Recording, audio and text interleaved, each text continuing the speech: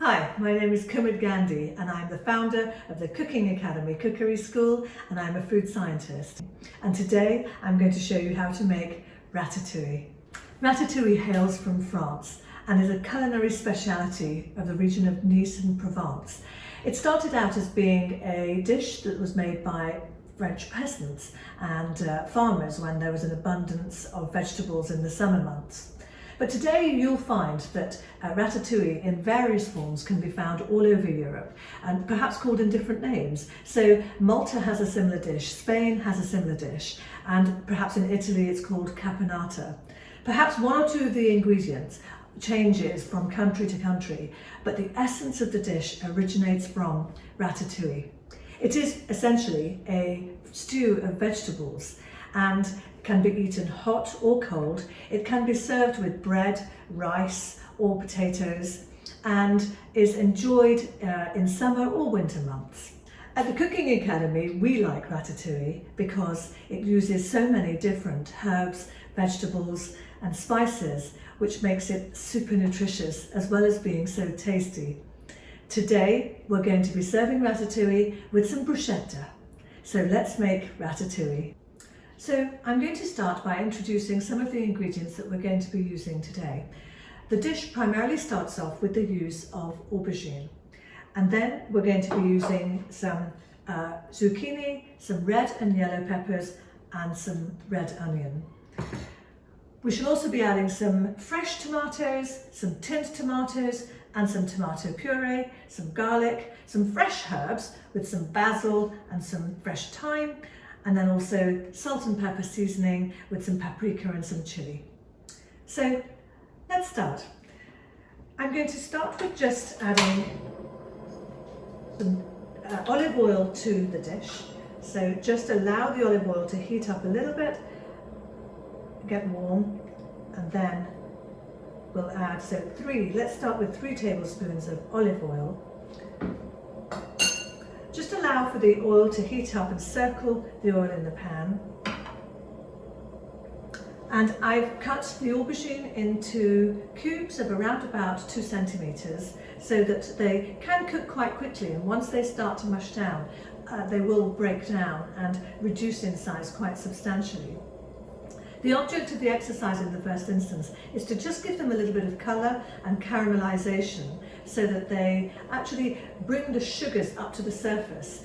And we're going to do that with a number of the vegetables. So we'll do that with the aubergine, the zucchini, the peppers and the onions. And we shall be cooking them all individually so that they don't become very soggy and mushy.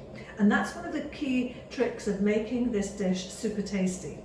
So I'll drop those into the pan, and if, for example, your number of aubergines, your pan is quite small, then you might want to do this in 2 batches so that you don't end up with the aubergines being too close to one another and just sweating rather than browning and caramelizing.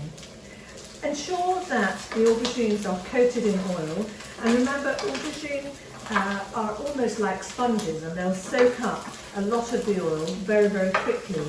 Don't be tempted to continue to add oil as long as you completely coated them in some way, and 3 tablespoons for 1 medium to large size aubergine would be sufficient. Once it's sucked up the oil, it will re-release the oil. So when we add the zucchini, we will need to add a further tablespoon, and then we'll try and work with what we've got in the pan. So let's just allow that to engage with the pan, and we'll come back and have a look at that in a few minutes.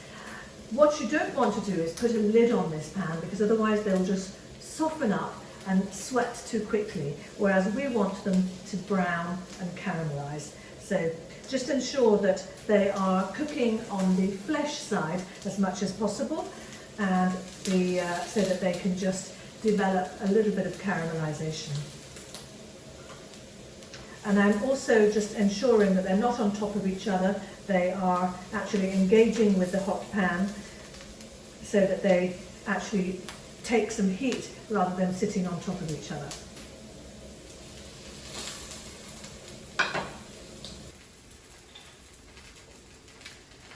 every now and then just go in and ensure that you're turning over the aubergine so that the other side, which hasn't had exposure to the surface of the pan, is cooking over. So just turn it over so that you can see when all the different sides are done.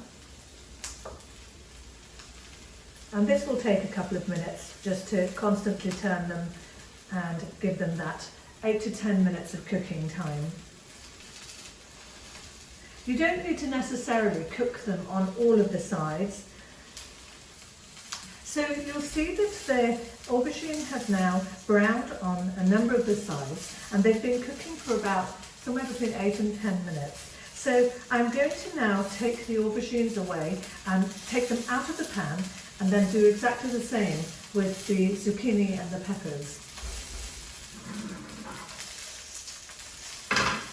Allow any oil to remain in the pan so that you can use it to cook the zucchini, but you will probably need to add another tablespoon of oil to allow the zucchini to remain fluid in the pan.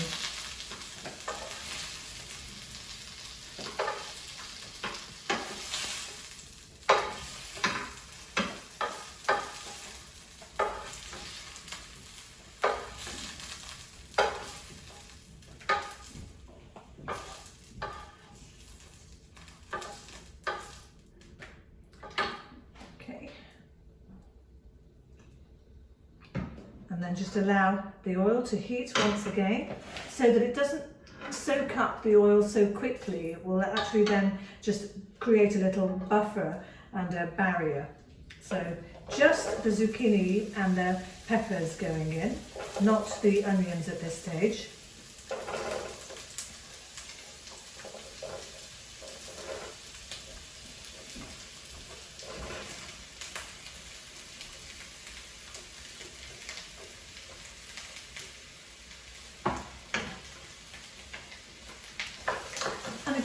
Once again, you want to just be sure that the zucchini and the peppers are just coated in the oil, and just move them around the pan, give them a shake and spread them around so that they're all in contact with the surface as much as possible. Turn the temperature up in the first instance so that you can get a little bit of a glaze started, and then we'll just allow them to essentially you're forcing the sugars to come to the surface so that then they can caramelize. And again, once you've got this caramelization, as you can see, this browning just on the edges, which means essentially that you're bringing the sugars to the surface, then you're ready to take these out of the pan and add them to the aubergine as we begin to collect all of our vegetables. This technique of cooking the vegetables separately is what makes this dish authentic to the French and the Provençal way of cooking. So although all of the items are going to be cooked eventually together, the fact that you cook them individually is what separates this dish from some of the other regions over Europe and in their cooking technique.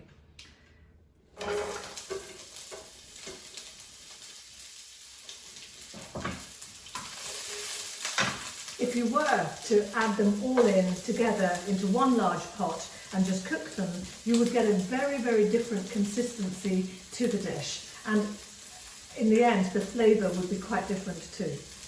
So just allow the onions here to cook again. Gently coat them in oil in the first instance so that they have this little glaze over them.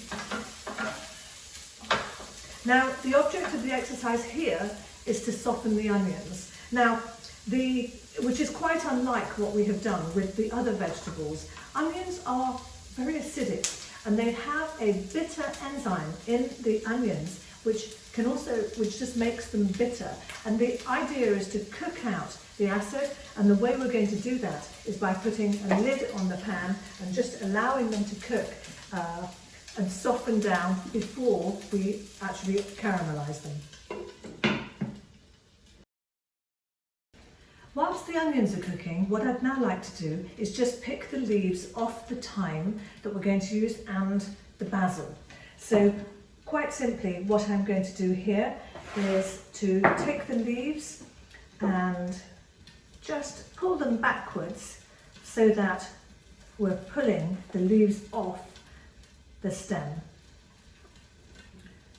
And we're going to use about 4 stalks of thyme, which is a really nutritious herb, which is, it contains thyme oil, which is very good for the bronchial area, very good for colds and phlegm, and so nutritionally very good to get into your diet.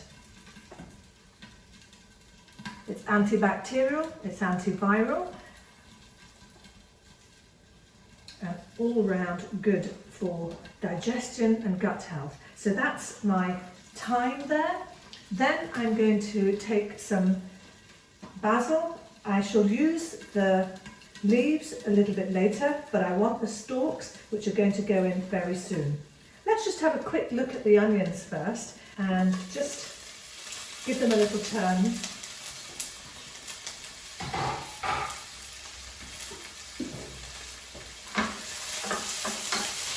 And you can see they've got this beautiful golden glaze which is happening, but I do still want them to soften a little. So I shall continue cooking with the lid on for just a couple more minutes.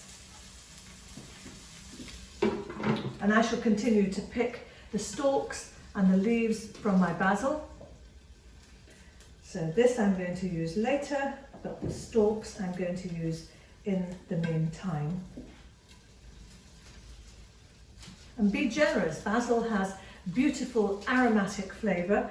The leaves themselves I'm going to only add towards the very later part of the cooking stage, but the stalks I'm going to add in, which are much coarser than the leaves. I'm going to add those in earlier so that they can start to cook and release all their aroma and flavours in the dish.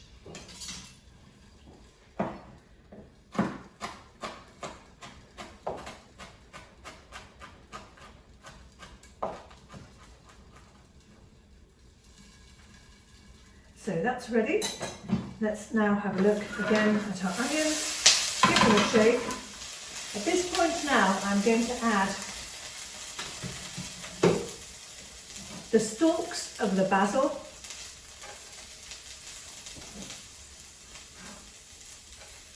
I'm going to add the thyme,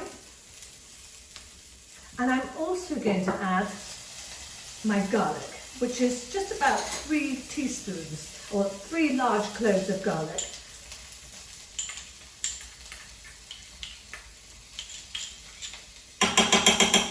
I'm going to add just a tiny drizzle of oil in order to prevent the garlic from burning. And I'm going to mix that, and I'm going to allow the garlic to infuse with the onions and the herbs so that they become aromatic.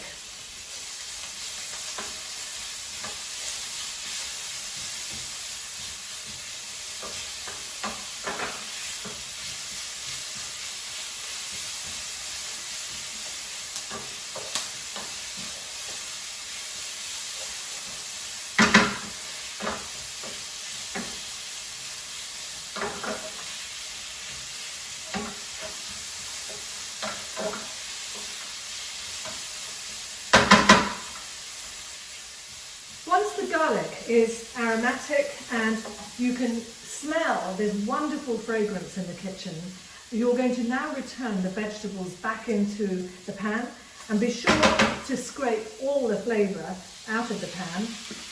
All of this in here is just wonderful juices and flavours from the vegetables. And now we're going to mix very well in order to ensure that the aromats, the garlic, the herbs are mixed in with the vegetables, and so that the flavour is evenly distributed. Very soon I'm also going to add the herbs and spices, but even in spite of the fact that I'm going to stir again, I'm actually going to be stirring this flavour in first in order that I can allow one layer of layering in the flavour, so that the garlic and the herbs can attach themselves to the vegetables, before I add the tomatoes and then the other spices. So now I'm going to add my tinned tomatoes, my fresh tomatoes. Tomatoes are hugely nutritious. They are high in lycopene, which is very good for the heart health, very high in vitamin K and vitamin C, and again potassium. So lots of really positive reasons to eat tomatoes, and the fresher the better. However, I would say that when you're creating a sauce, using tinned tomatoes can be very useful because the sauce that's accumulated in the canning process is very beneficial to creating a sauce. So I've added those items in. Now I'm going to give that a stir before I layer in the spices.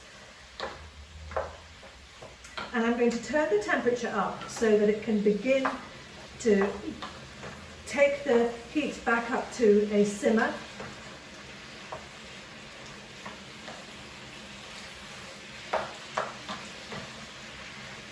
And every time we add a new ingredient, we're going to give the dish a stir, and then we're going to allow it to become aromatic before we add the next layer of spices.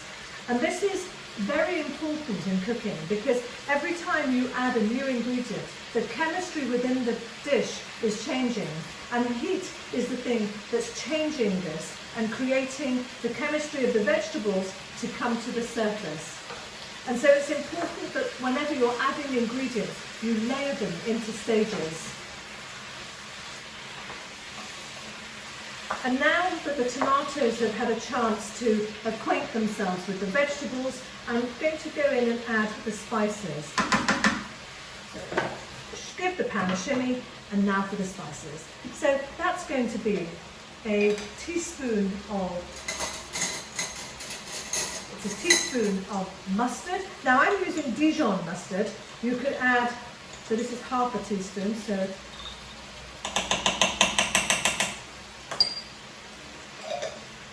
I'm going to add a tablespoon of honey,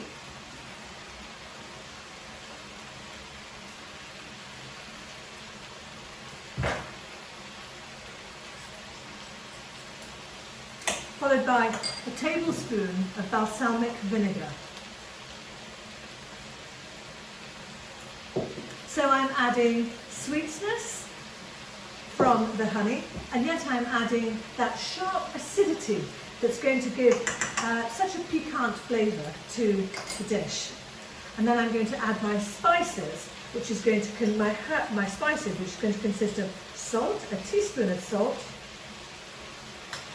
a teaspoon of black pepper, which again is going to be responsible for bringing so much flavour to the fore, followed by a teaspoon of paprika, rich Hungarian paprika,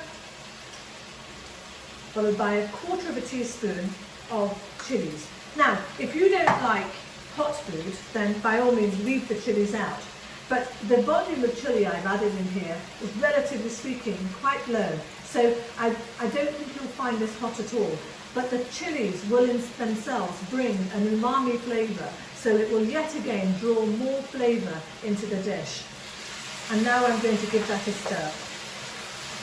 And this time I'm going to be really vigorous in stirring everything and bringing it together so that all of the spices and herbs can work into one another, acquaint themselves in the pan, and really just begin to meld together. And you've got this beautiful, rich sauce beginning to emerge. So I'm going to turn the temperature down so that it continues to simmer, but it doesn't necessarily absorb any of the sauce that's beginning to form in the dish.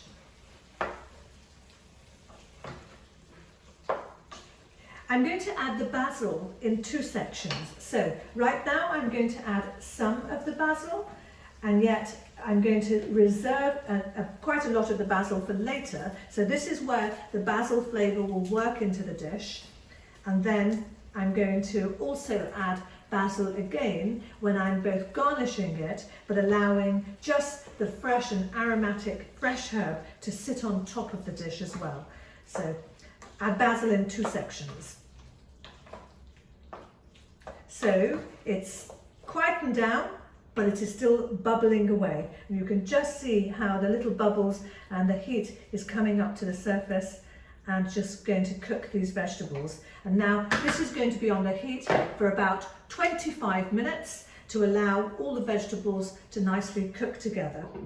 Let's take a look and see how the sauce is developing and how the vegetables are cooking. Okay, so we've got a beautiful sauce which is thickened, which is now just melding with the vegetables. The vegetables have softened, so they have now cooked. I think we have about 5 minutes to go and then we're ready. Now in the meantime, I'm going to make a bruschetta to serve with the ratatouille. I'm going to swap the cookers so that you can see, swap the pans over.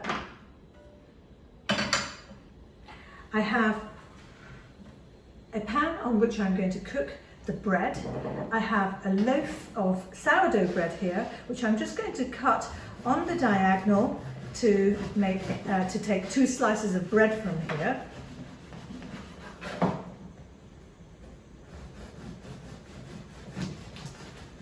And I'm simply going to drizzle a little bit of olive oil and some herbs on the bread.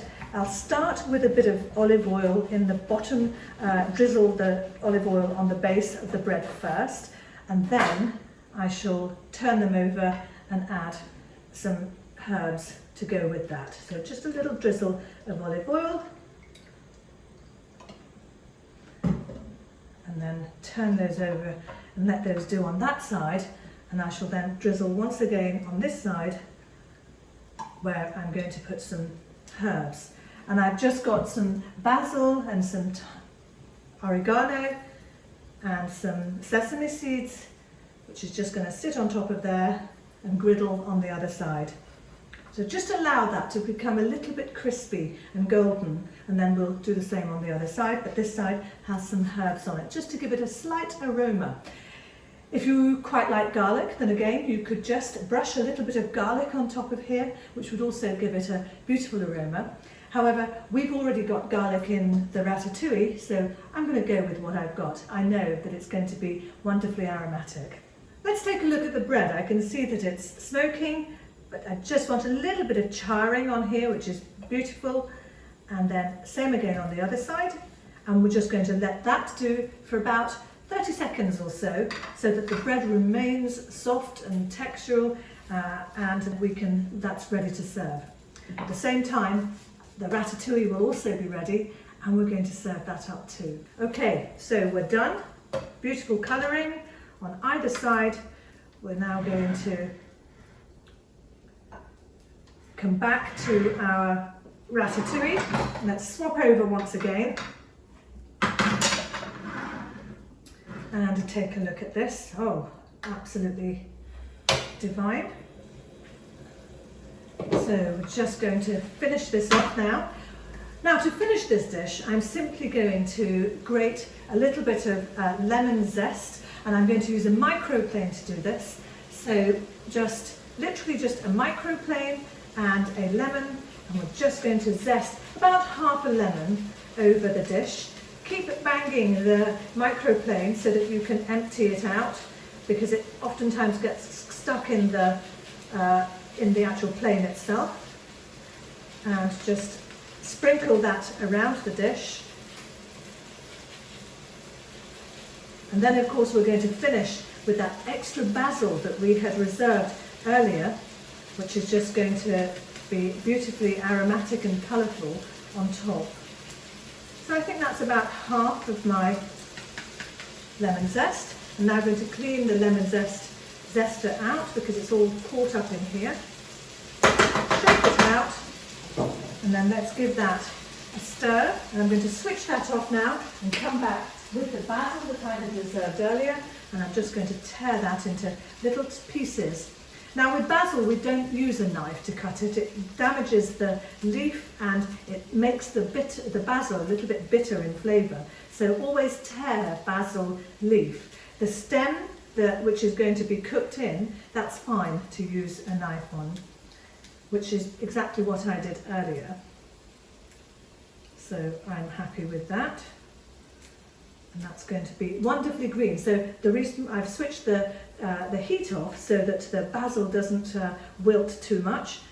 And we've got this beautifully aromatic, and whilst you can't smell it, I can assure you the kitchen smells absolutely delightful with this dish, which is just ready to serve. So I'm going to push this out of the way so that I can then I'm going to put this onto a plate and move this so that you can see exactly what I'm doing. I've got a plate here, and now I'm going to put my bruschetta on here. I shall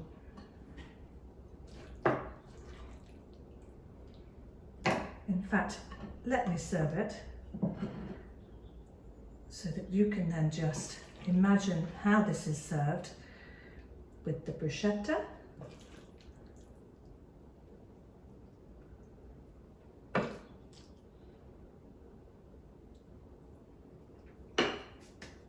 With a tiny dusting of the lemon on here too, just for colour and effect and a sharpness of the flavour, and finished off with a tiny little pinch of basil right here